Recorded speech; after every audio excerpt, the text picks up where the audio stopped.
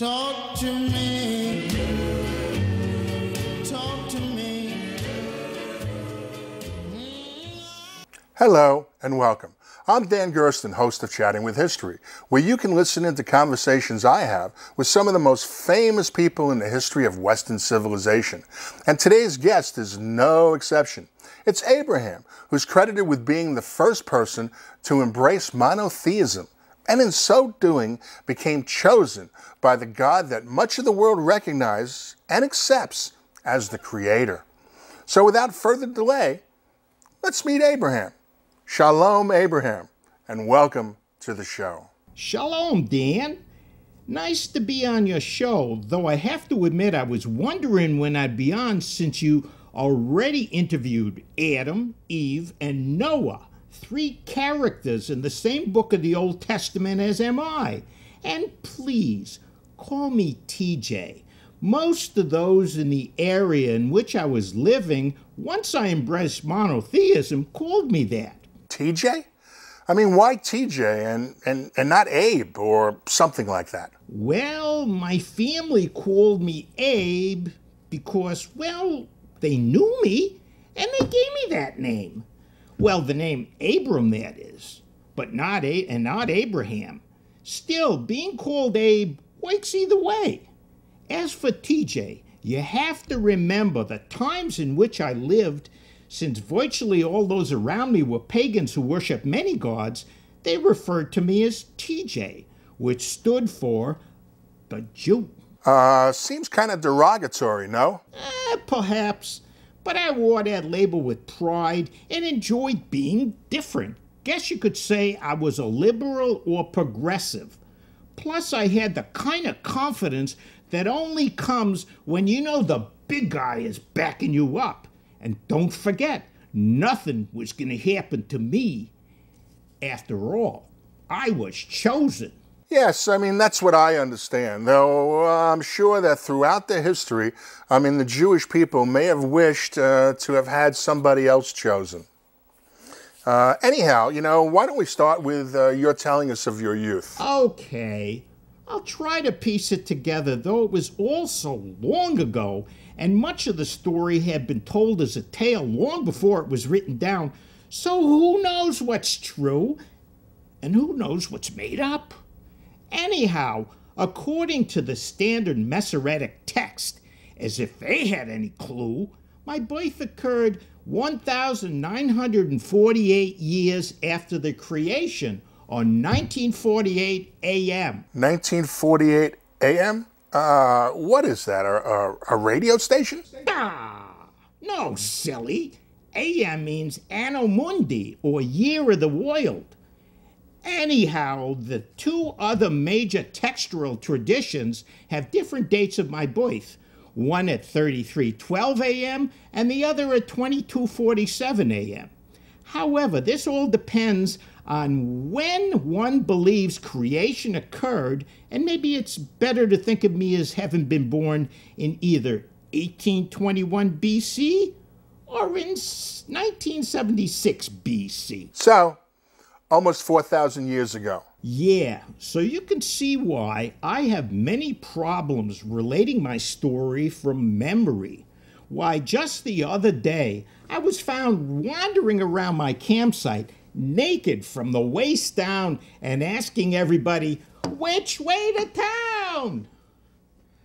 Anyhow, according to Genesis, the first of the 5 books of Moses, or the Old Testament, I'm the son of Terah, a 10th descendant from Noah, or more specifically from Noah's grandson, Apishad, who was the son of Noah's son, Shem. The lineage from Apishad to Shem down includes Shelah, then Aber, then Peleg, then Reu, then Sherug, then Nahor, and then my father, Terah. Wow, that's a lot of descendants. Well, I'm kind of surprised you were able to track your family back that far. And without the help of Ancestry.com or some other online genealogical site. Yeah, kind of amazing, don't you think? And so many of my ancestors lived so long. Yes, I believe we have a graphic showing your lineage with the reported age of some of your ancestors in parentheses. Can we put that up? Thanks. Wow, yeah. That's some family tree. Which kind of gets me thinking, if according to the book of Genesis, the world was destroyed by God with the great flood, and that the only human survivors were Noah and his family, and then if you're a 10th generation descendant of Noah, wouldn't that make all the other human beings alive at your time also descendants of Noah and therefore relatives? Yeah, kind of like that Alan Sherman song where a kid gets to meet all of his family.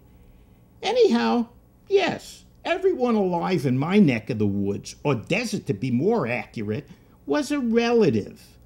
Why, there had been so much inbreeding that you would have thought you were in parts of Appalachia, the Ozarks, or the rural South. And if you listen closely, I'll bet you would have heard a drool or two. When you think about it, it really makes it a wonder that I was born as smart as I was. Yeah, but then you were chosen. And I'd assume that it'd have to be even before you were born. Like maybe God had this all planned out even before he started creating. Now, wouldn't that be something? Perhaps, but I don't dwell on these kinds of issues. It can get complicated and confusing, and then you have to make up answers or go crazy. Life is too short, even when you live hundreds of years, to concern yourself with some bigger picture.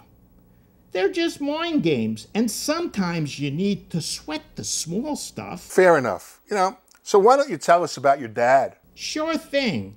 My Abba, that's father in Hebrew, and not to be confused with some Swedish rock band from the 70s AD, was Terah. Though the Quran has Abba identified as Azar. Those Muslims sure gotta be different.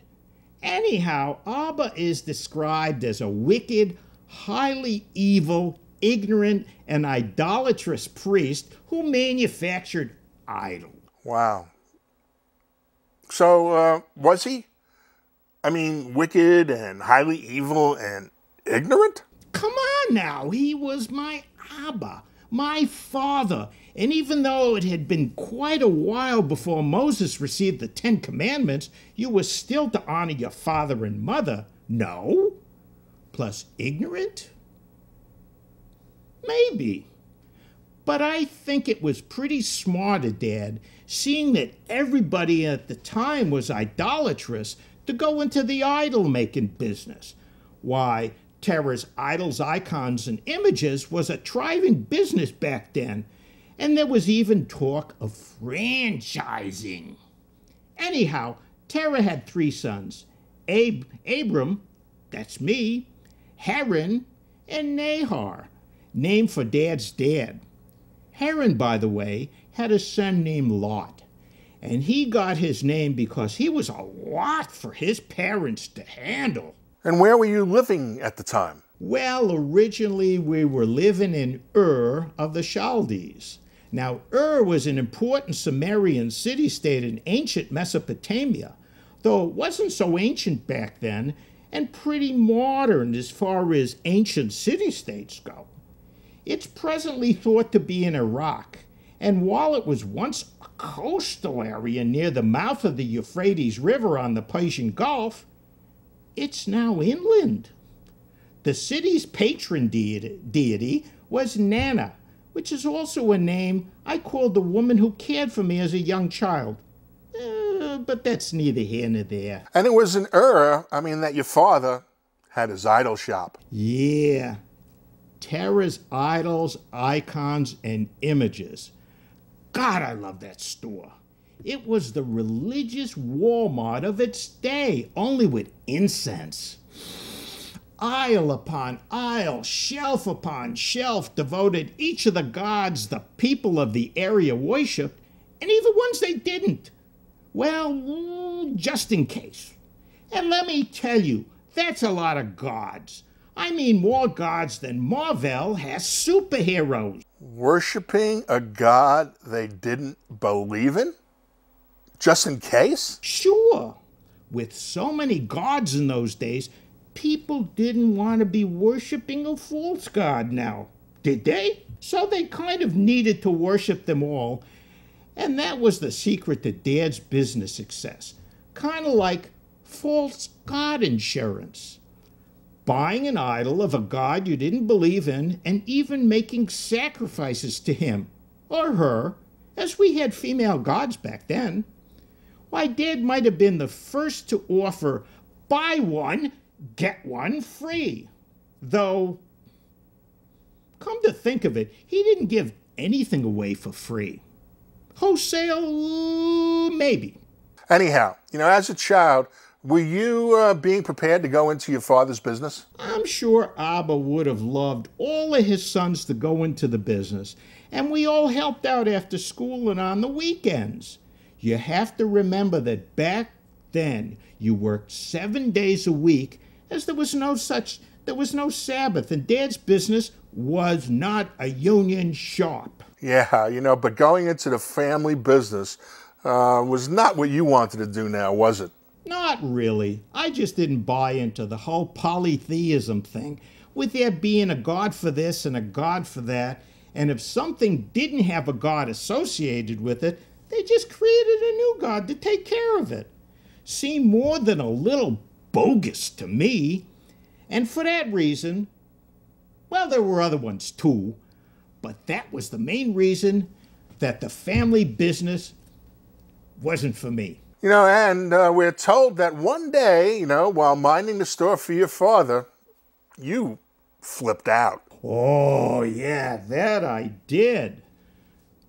Supposedly, this woman came in with a plate full of flour and asked me to offer it to the idols. Well, that just irritated the crap out of me, as this woman had starving kids and she was offering flour to idols. So I took a stick and smashed all the idols except for the biggest one and put the stick in that idol's hand.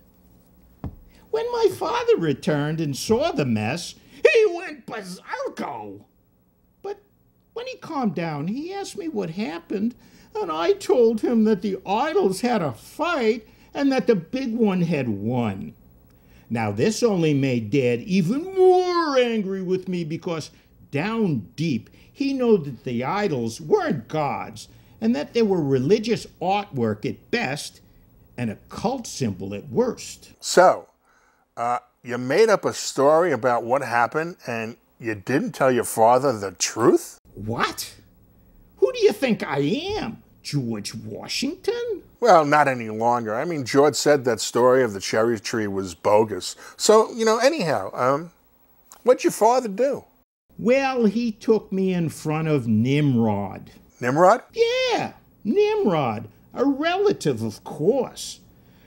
Son of Cush, grandson of Ham, and great-grandson of Noah. So I guess my father and I were really distant nephews.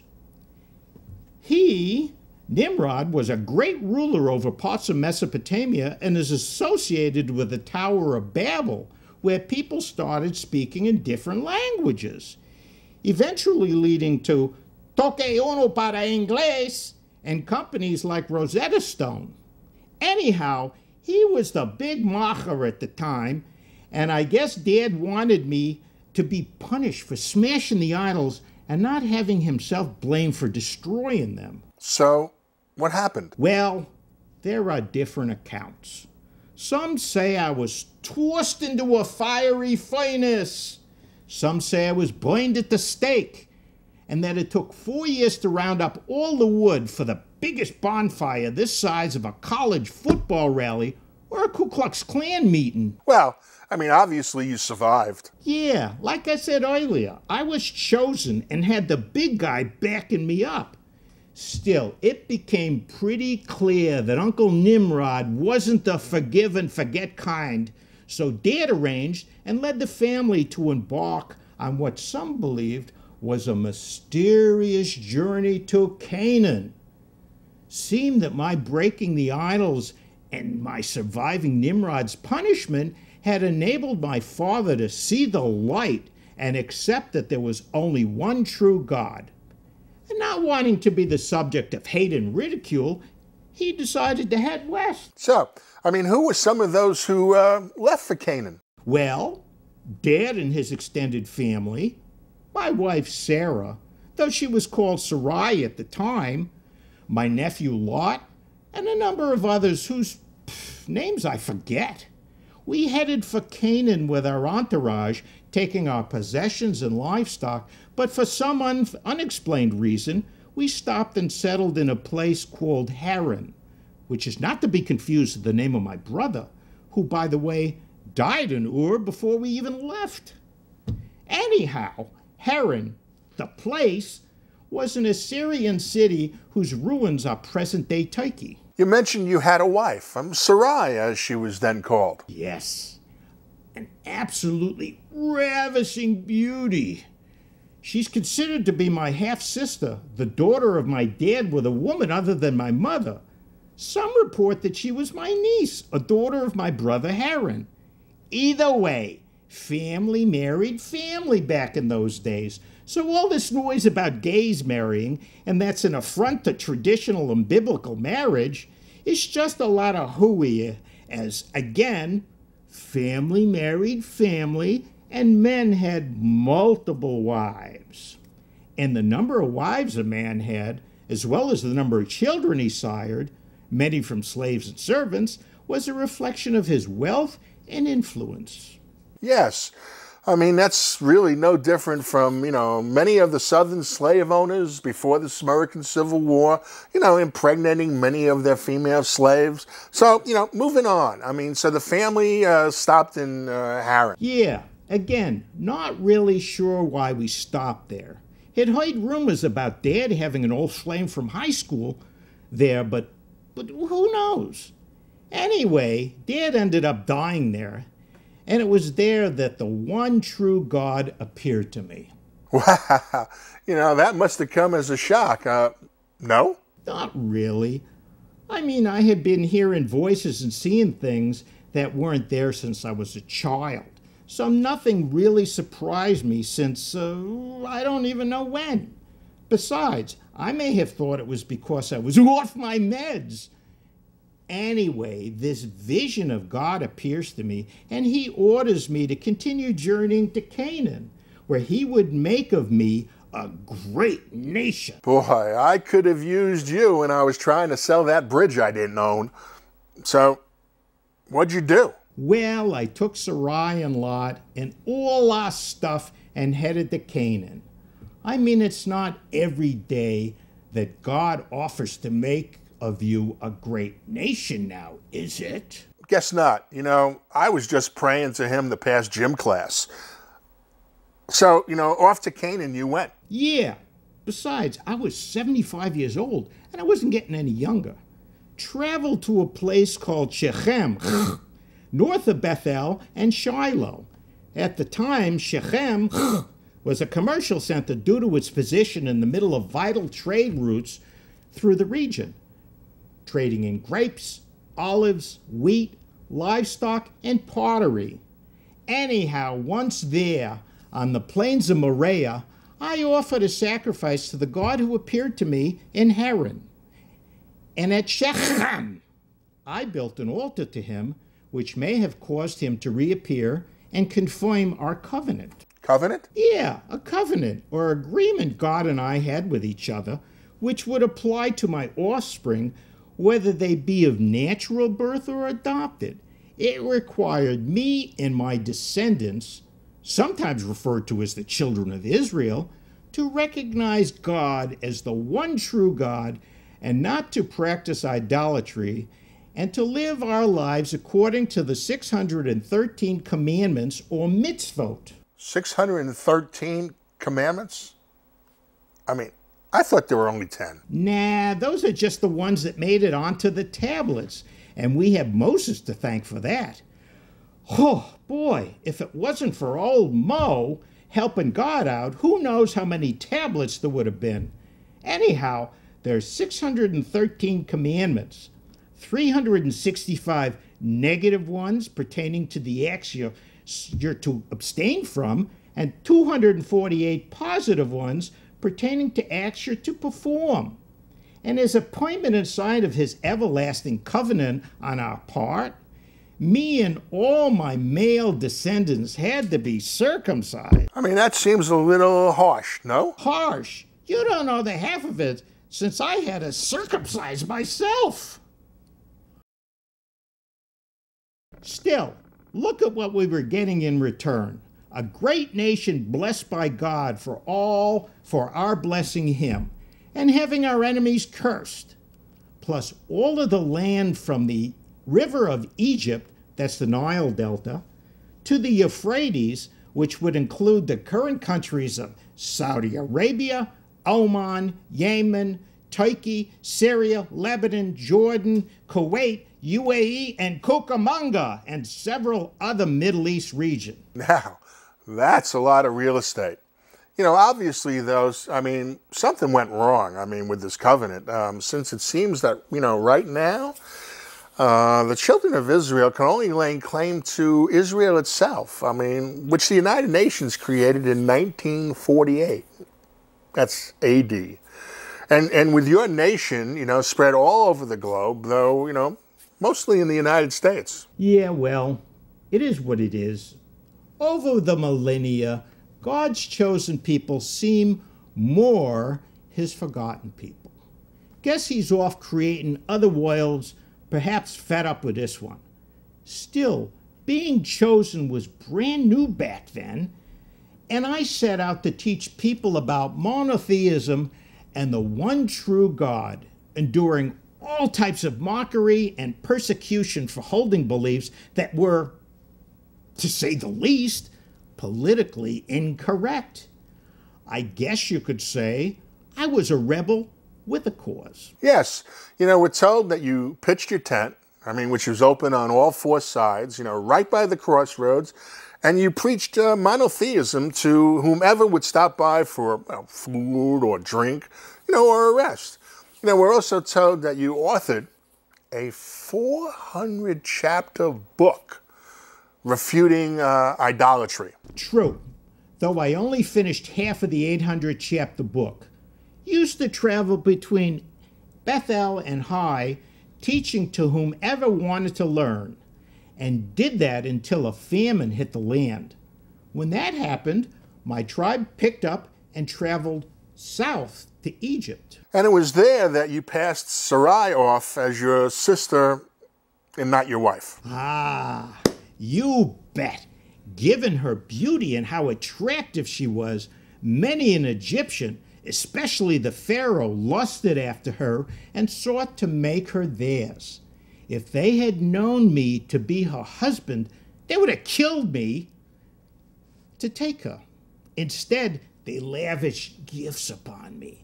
Oxen, asses, male and female servants, including Pharaoh's daughter, Hagar.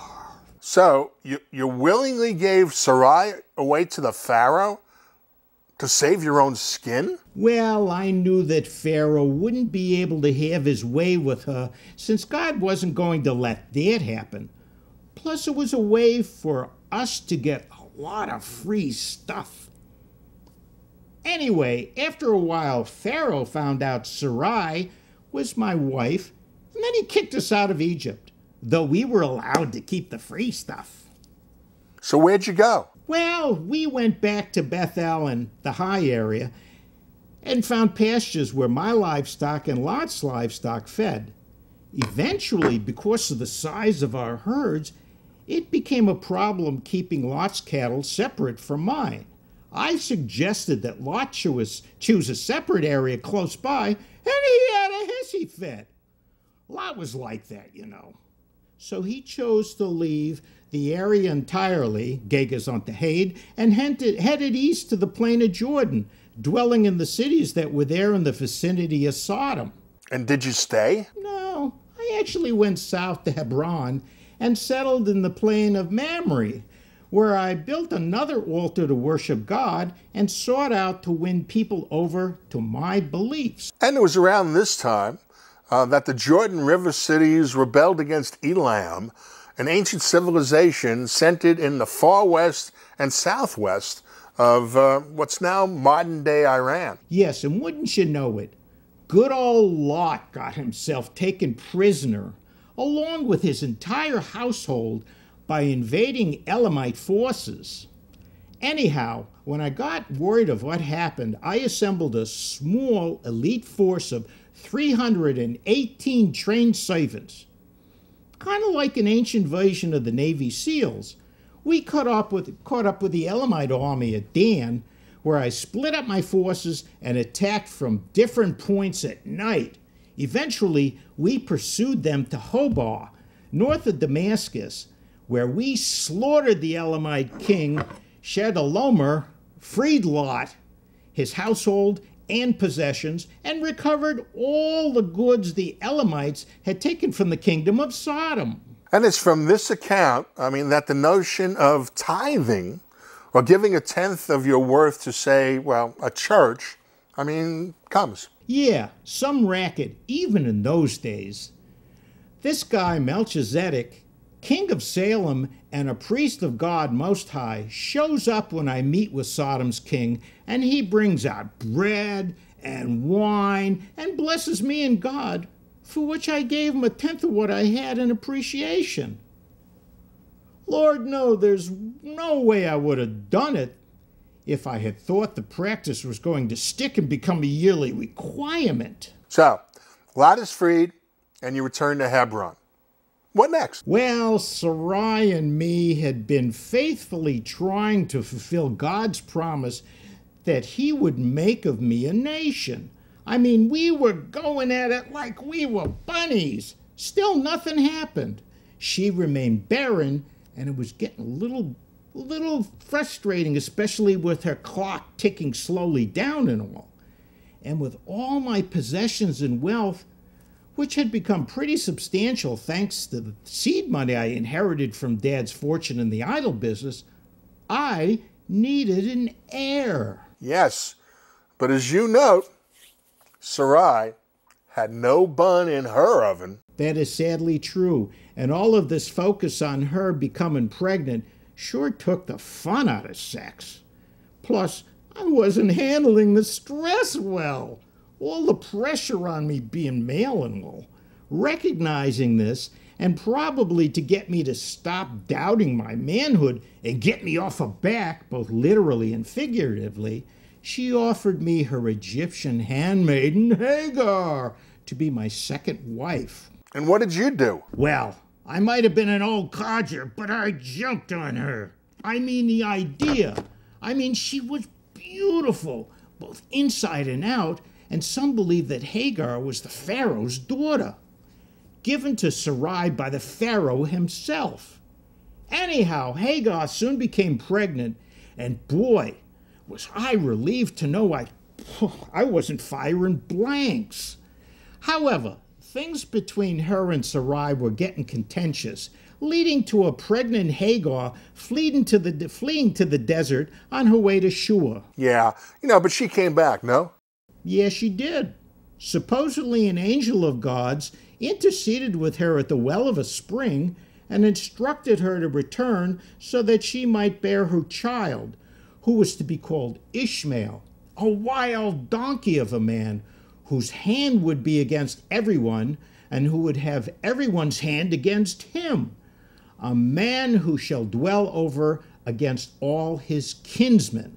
After returning, she indeed gave birth to Ishmael. So, how were you as a proud new papa of a bouncing baby boy? Well, as I said before, I was relieved, and yes, I was a proud papa, but I just wasn't able to play with him as I may have once been able to. After all, I was 86 years old. Still, Ishmael's birth didn't make things between Hagar and Sarai any better, and I still wanted a kid with Sarai. Plus, God had promised that Sarai and I would have a child together. But you know what they say. Promises are made to be broken. Anyhow, another 13 years pass, and still, Sarai is barren. And you're now 99 years of age. Yeah, not getting any younger. Even so, God felt that change was in order, and he changed my name from Abram to Abraham, and he changed Sarai's name to Sarah. Big deal. Name changes when all we really wanted was a child together. Anyhow, one day I noticed 3 men in the presence of God, so I ran to them, bowed, and bid their welcome. I offered to wash their feet and fetch them food, curds, milk, cakes made from choice flour, and a choice calf. During the meal, one of the men said that upon his return the following year, Sarah would have a son. Well, I mean, this is what you and Sarai, Sarah, wanted, no? Absolutely. Yet Sarah, overhearing this pronouncement, started laughing, perhaps a little too loudly, as the stranger had heard it and inquired about it. Learning that she had doubts about having a child at her age, God appeared and reaffirmed that she'd be the mother of a son. God is said to have told you something else that day, no? Yeah, he was pretty talkative, which was kind of unusual for him. Liked to keep to himself and all. Anyhow, he told me that he wasn't happy with the people who inhabited the cities of Sodom and Gomorrah and had decided he needed to do some more housekeeping like he did with the Great Flood. Felt that the cities were filled with detestable sinners. And this didn't sit well with you. I mean, did it? No, it didn't. I always consider myself a lover of all humanity, and that includes people who may be judged as detestable or not with the program.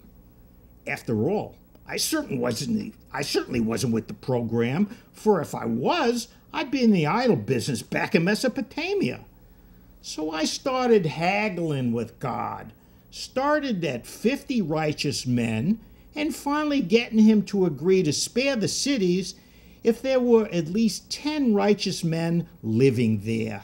But, according to the story, there weren't. I mean, God sent 2 of the strangers whom you had welcomed to Sodom to see how many righteous people there were there, and found there to be none. Well, none who welcomed him other than Lot and his family. Sadly, that is so. So the strangers told Lot about what was going to happen and warned him to leave, to take his family and flee and not to look back. Well, the next day, Sodom and the other cities of the plain were destroyed. Lot did flee with his family, but his wife, a foolish and all too curious woman, looked back and was turned into a pillar of salt. Yeah, that is some story. And the reason for the city's destruction has been misinterpreted and used as a reason for hating some people and denying them rights and equality. Yeah, really irritates me how so many people don't understand that tale. And that's understandable, given your love for humanity. Now, around this time, you settled between, Kadesh and Shur, in what is now South Israel. But in your day, it was in the land of the Philistines. A people who probably, hailed from the Aegean region, most likely Turkey. And they ruled the 5 city-states of Gaza, Ashkelon, Ashdod, Ekron, and Gath. Yeah, and once again I passed Sarah off as my sister and not my wife, which led her to being brought to King Abimelech, who hoped to make her his own. And did he? Not a chance. God appeared to him in a dream and convinced him to return Sarah to me, along with gifts of sheep, oxen, and slaves. He also gave me carte blanche to settle anywhere in the lands that I wanted. And he did this out of the goodness of his heart? Not exactly. Seems God can be pretty persuasive, especially when he had made all the Philistine women infertile. King Abimelech is also mentioned in regard to a dispute Over a well. Yeah, seems Phicol, the chief of his troops, claimed that a well I had dug was not mine, a dispute that had some violence associated with it. So Abimelech approached me about it. After some negotiation, the well was declared to be mine, and the place of it was named Beersheba for the 7 ewes that I gave Abimelech, which sealed the oath or deal the two of us had made about the well. And it was around this time that, as prophesied a previous year, Sarah became pregnant and bore you a son, which you named Isaac. Ah, Isaac. The name means laughter, and he who laughs with God, because he was such a delight. And just the thought of Sarah getting pregnant and giving birth at her age was laughable. In a good way, of course.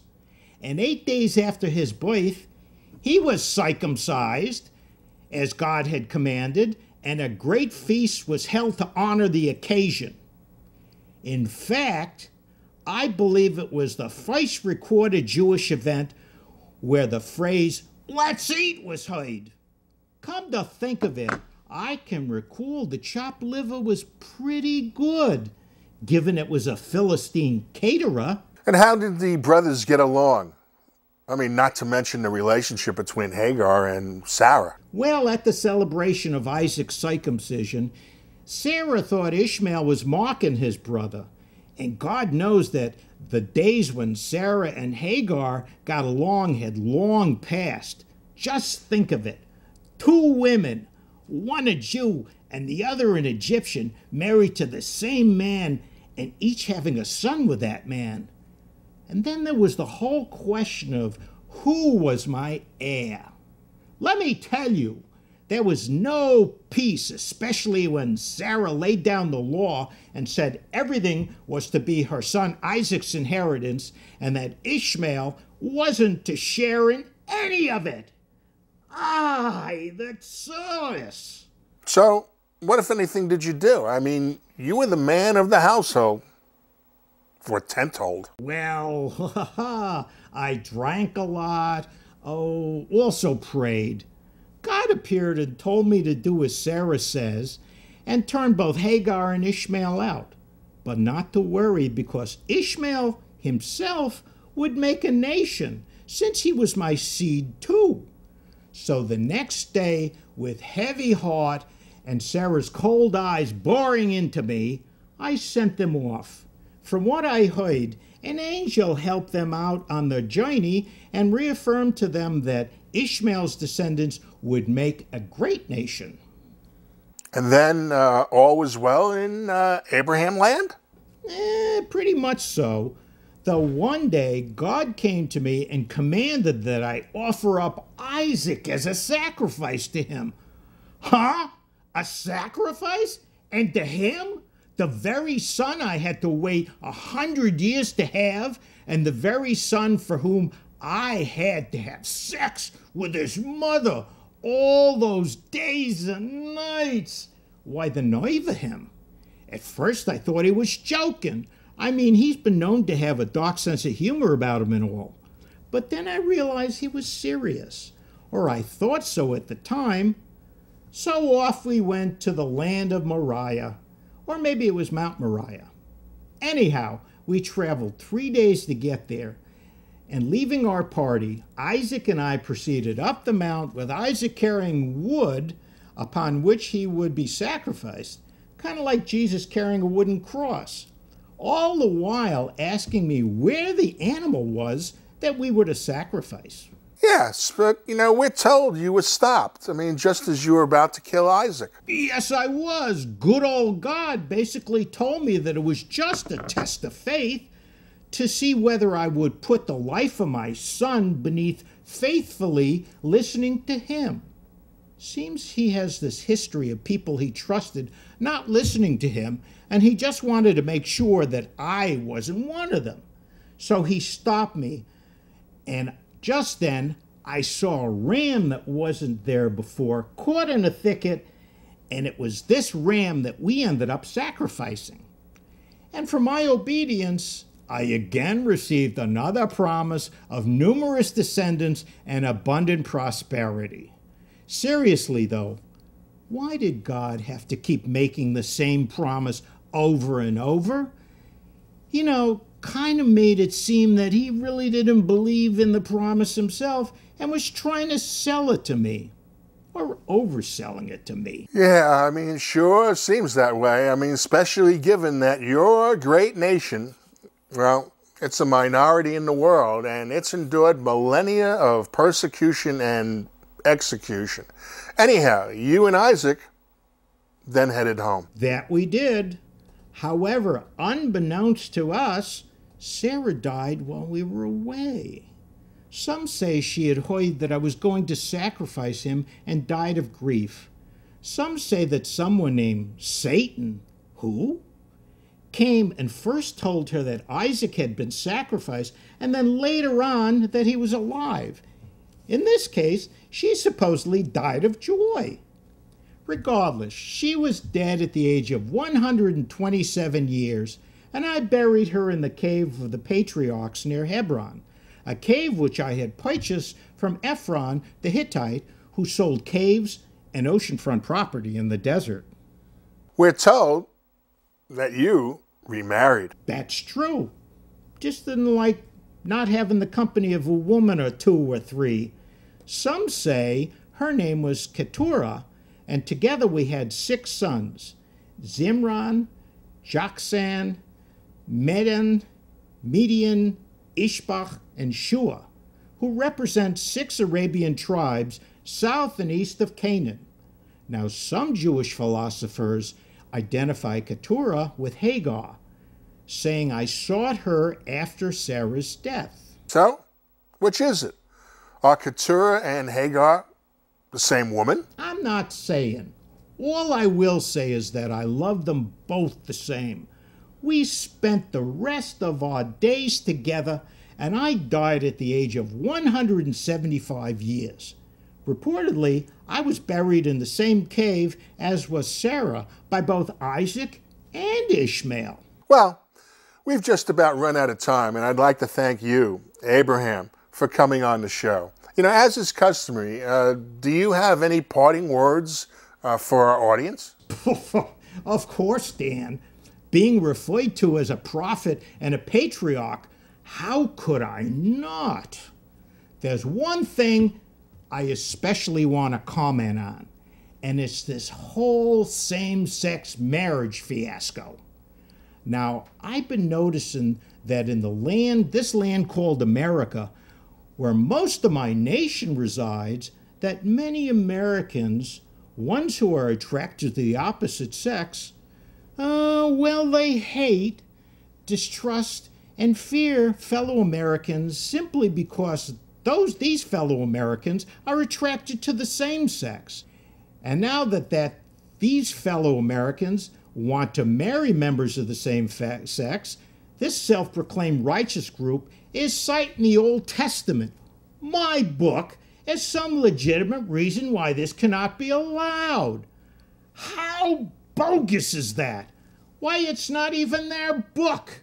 And because of that, they misinterpret it. Hell, if they love my book so much, why aren't they Jewish? Anyway, I digress, and I have to watch my blood pressure. So back to citing my book as a reason why same-sex marriage shouldn't be allowed. First off, back in my day, family married family, and inbreeding was the custom. Secondly, men had multiple wives. I did, and my children did.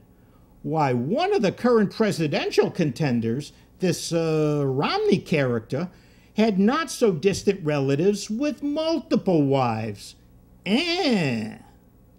Whatever. Then there's this notion that Sodom was destroyed because the citizens practiced homosexuality and bestiality and all sorts of aberrant sexual behavior. Perhaps, but that's neither here nor there, because the reason most of us Jews know is that Sodom was destroyed because the residents were unkind and unwelcoming to strangers. Only a society that's as sexually repressed as America. And why wouldn't it be, given that puritanical religious zealots were some of its earliest European settlers, would interpret that the residents of Sodom demanding to know Lot's visitors was sexual in nature? Boy, maybe they should learn Hebrew and get their heads into the Old Testament instead of watching and reading all this pornography.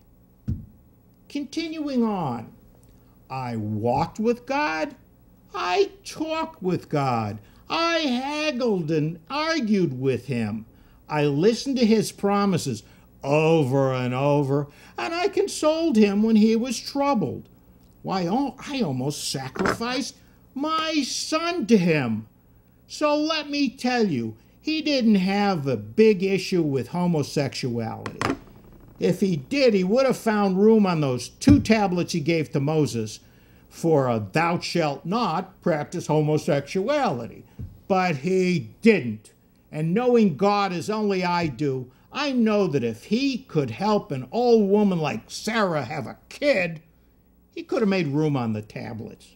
And he didn't.